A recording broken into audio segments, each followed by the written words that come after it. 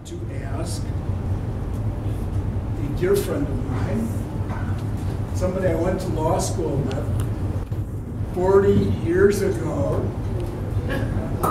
Actually, we finished 40 years ago, didn't we say? Yeah. So I want to ask Suzanne Sadler to come up here and introduce our first awardee. Sue.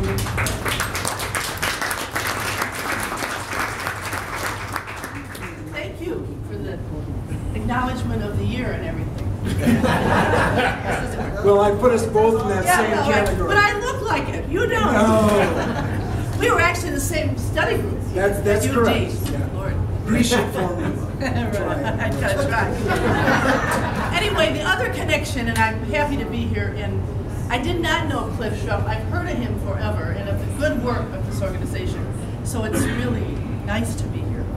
But I want to say that I'm going to say Judge Parker probably once, then I'll say Linda if I may. We were at Immaculata High School together. I was her teacher and going to law school at night, and she was a student. So this is like a reunion night. And yes, I'm still a good standing nun. In case anybody asks, you can be a lawyer and a nun.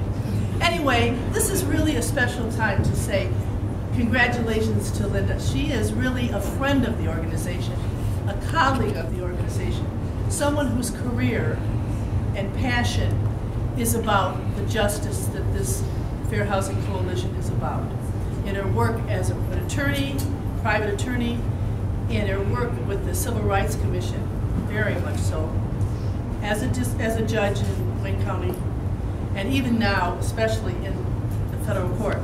And when I think about this, I think, isn't it great that in our federal constitution, we have lifetime tenure for federal judges, because we need to know that there are good people who will be protected as they make some very, very difficult decisions. So in that spirit, I just wanted to say, come up, Linda, receive your award, and we are very grateful for what you are doing for your life. Mrs. Sadler, my friend and mentor, and it's amazing to even think that she, in her journey, of all of the fighting that she's done, all the advocacy that she's done, that this was a spot that she hadn't stopped at, but she stopped at so many others. It's so fully understandable. She's very passionate about everything that matters. I think everybody in this room is probably on the same page. It's a thrill and very much an honor for me to receive this recognition, because I love the Fair Housing Center of Detroit. And I remember when I took on the duties and responsibilities of being the director of the Michigan Department of Civil Rights under Jennifer Granholm, Cliff was one of the first people who reached out to me. And he said, okay, we got to get together. We got to talk about it. We got to figure it out. And I was like, yeah, you know. And so, and we did that, and he believed in me and encouraged me and pushed me. And that is a large part of why this award, this recognition means so much to me, because it's coming from his family. We were all one big family, but it just means so much. His spirit obviously is still so very, very much alive, but he pushed us as an organization, pushed me as a director, so that we could be stronger and more courageous and more aggressive and more demanding, and that's who he was. And so I've taken those lessons, and there's so many people who have inspired me in this room, including Sue Sadler, including my colleague, I can't even believe I can say that, Judge Victoria Roberts. Yes.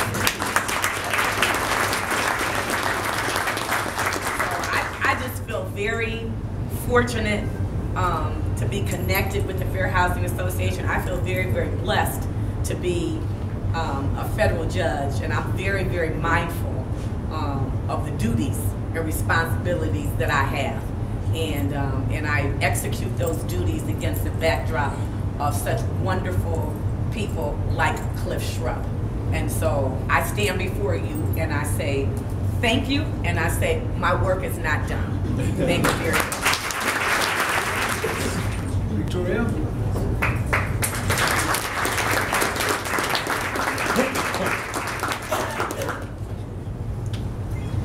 Good evening, everyone. Good evening, everyone. Good evening.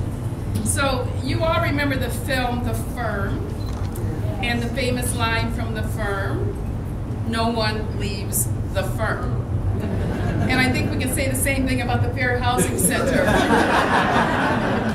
Noel and I were reminiscing before this began, and I think we met the year the Fair Housing Center started, 77 or very close to it, as cooperating attorneys.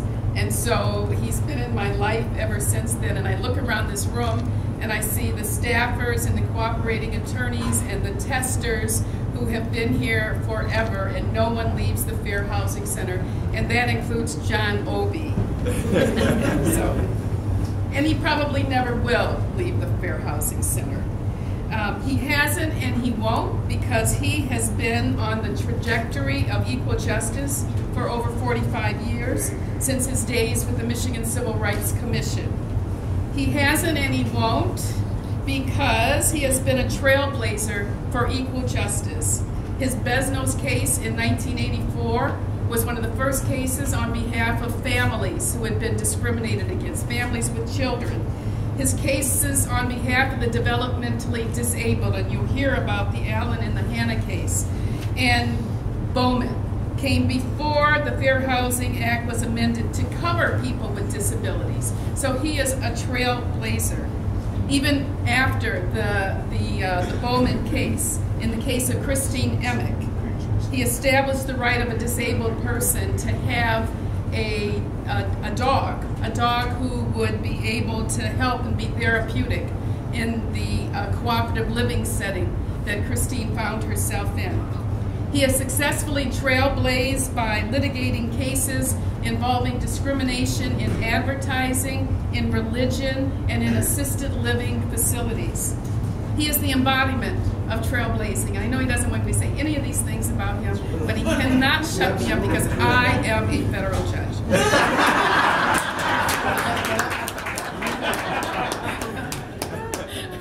So he has been an innovative leader, and he has led down the path, and he has encouraged others to follow his example. He hasn't and he won't leave the Fair Housing Center because he is a teacher of equal justice. Through his amicus briefs, his lectures, his legal articles in law journals, and his articles in realtor trade magazines and publications. He can't and he won't leave the Fair Housing Center because he is a steward for its long-standing equal justice programs. He is one of the longest-serving board members on the Fair Housing Center. I think it is over 30 years, and so he cannot leave. And he has provided counseling. He has provided counseling and leadership to this organization, which itself has been on a trajectory for equal justice, which has been a teacher of equal justice, and which has been a steward for equal justice, not only in this region, but throughout the country. Our federal court docket, I checked it today, reflects 23 cases that John has been attorney of record on, and that's just in the federal court. Not all of them fair housing cases, but that's quite a record for a lawyer who has been in practice for the length of time that John has been. But his diligence, his perseverance, his tenacity, and his boldness has resulted in awards and settlements on behalf of housing plaintiffs of over $1 million. Because of his results and his fearlessness, John now provides legal services on the other side of the aisle to the realtors and to the agents. And it's not in the area of housing discrimination, but it is also because they have sought him out to do complex commercial litigation, environmental law. He's a leading expert, and so he is not confined to the area of housing discrimination.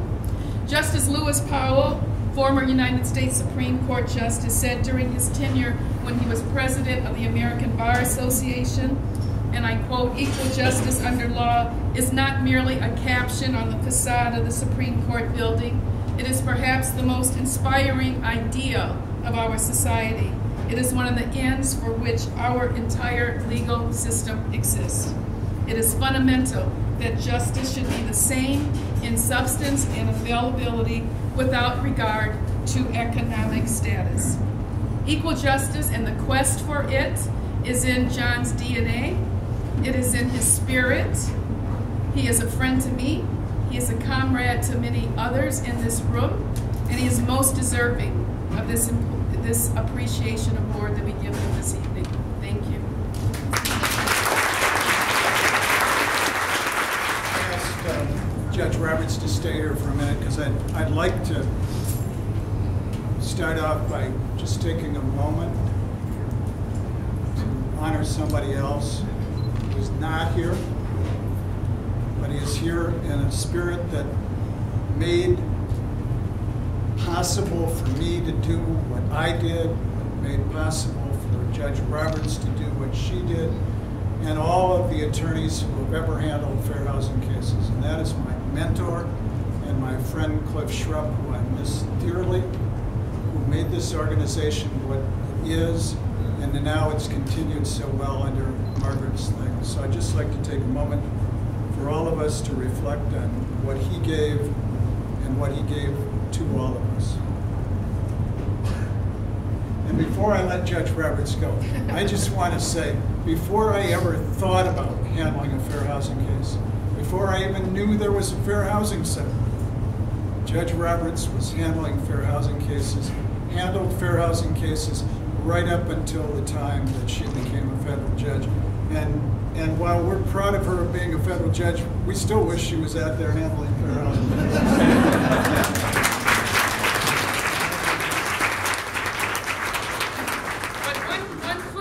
One footnote, John has had a fair housing case in front of me as a judge, and it was pretty good.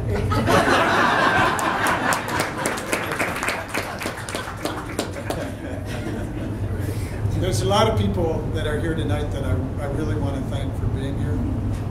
And I know my wife's going to be unhappy with this, but I have to start out without her, because she was with me through all this journey, and without my daughters, Sarah and Rachel, none of this would have been possible. There are many others in this group here tonight that I owe a lot to.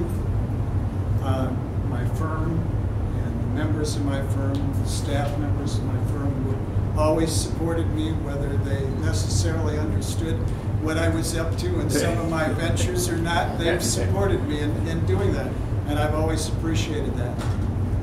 There are two different groups of realtors.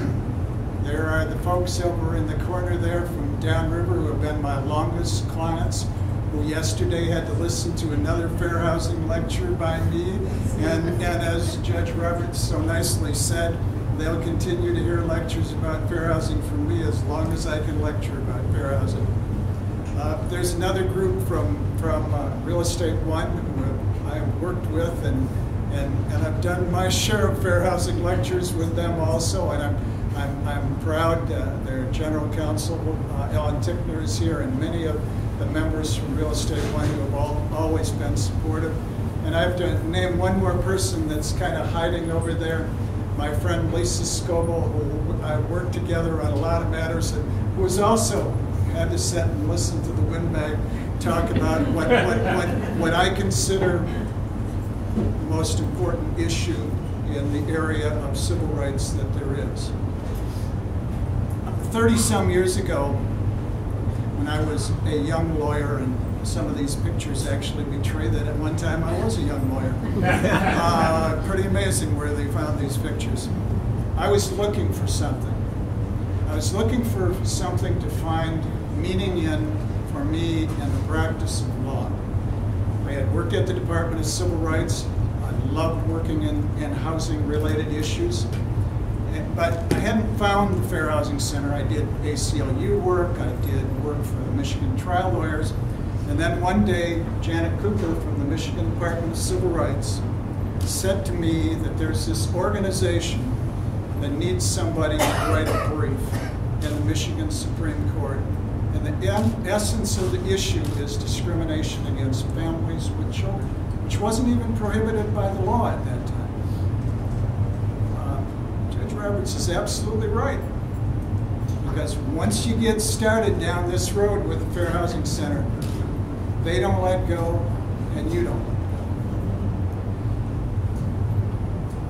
go. It's the most, in terms of discrimination and in terms of equal rights, housing for people and the rights of housing is probably the most difficult area that we still encounter.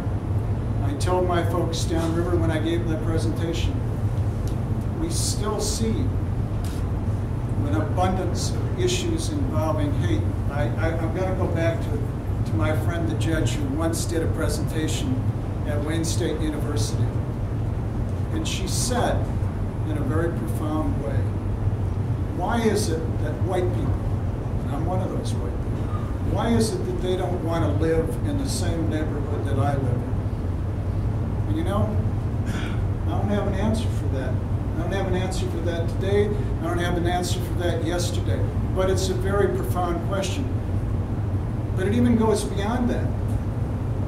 In my neighborhood in Farmington Hills, my very next door neighbor, an African-American attorney, had a hate crime message painted on the light pole sign on his house. So it doesn't go just beyond that they don't want to live with you. They want to make sure that you don't live there. And that's why it's essential for anybody who is a lawyer or thinking about being a lawyer, it's going to need to continue. What I've been so privileged to be a part of, and I really do consider it an honor to be a part of this, is going to continue, and it's going to need help to do that. We won't go how many years ago, 87, how many years ago that was. Cliff approached me, and in his inimitable way said, we've got two developmentally disabled men, John Allen and David Hanna, who had lived one had lived with his parents, one had lived in an institution all his life. And all they want to do is be able to live together in a cooperative in Milford, Michigan, and we think that they're being barred from living there, and our testing evidence showed that. At the time, there was no federal statute that barred discrimination against handicapped people. So Clifford, again, in his wisdom that far exceeded any wisdom that I had, created this idea that we're going to sue under the Rehabilitation Act, which no one had ever sued for an individual before, and we're going to be successful in getting them into that housing. We brought the lawsuit, filed the suit, and I'm going to talk about a federal judge right now, so because I'm up here and I can do this. We asked for a temporary restraining order to bar them from renting out any of their other units to anybody else. And Judge Gilmore, who's no longer with us, never, ever granted temporary restraining order. Didn't believe in it. Scheduled a very quick preliminary injunction hearing, and lo and behold, yes, Denise, it's your former boss, Dave Snyder, who handled the case. All the units that had been available for that 2-week period of time were all rented. I've never seen a judge so mad in my life as Judge Gilmore was, because they knew the case was pending, and yet everything was gone. He almost leaped over the bench, your former boss, because of all the units being gone. But amazingly enough, during the course of the hearing, they found a unit that was available. And we at the Fair Housing Center did something we've never done before. We helped them move into this facility in Milford. A facility, keep in mind, it was a facility that was HUD subsidized. So everybody that's living there is subsidized, yet they don't want these two gentlemen living there. And I can tell you, when I went through the litigation in the case, one of the board members was quoted as saying, we don't want any of these effing retards living here. He's a member of the board of directors. We moved him in. And here's the magical part of this, and this is the part that you couldn't make up and you couldn't believe would happen. When we're helping move these people, these two gentlemen into their facility, a family that was living in another unit saw them. David was very obviously somebody with a disability. John was not. They saw him, and they came out and came over and asked some questions of Cliff. And then they went back to their unit and brought out their daughter, who was developmentally disabled. And they had been hiding her in their unit because they knew the people who were running the place didn't want anybody like that living there. Can you beat that? I don't think so. But it gets better. One of the members of the board of directors of that cooperative resolved after that experience that he was going to go into housing management, and he was going to make sure that any of the complexes that he managed would be, the people who were coming in would be treated fairly. And somewhere about 10 or 11 years ago, he went to a complex in Livonia, and the owner of that complex said, I want to keep out African American folks from that complex. And Bob Beal, a former board member who was living in there at the time this happened, became the whistleblower that reported that incident to the Fair Housing Center and led to one of the biggest judgments ever against any place ever. And so, to me, there's a wonderful magic in these cases. On the facts, they're horrible as to what people are doing to other people. But for somebody who loves doing this and will do it forever, you can't keep the satisfaction that comes with seeing what happened to them and seeing what happened to that girl who could come out of a unit and be out in the sunshine because her parents were right. It's been a wonderful ride. I hope it continues for a long time. I'm only grateful that I've had the opportunity to do what little that I've been able to do in doing this. Thank you very much.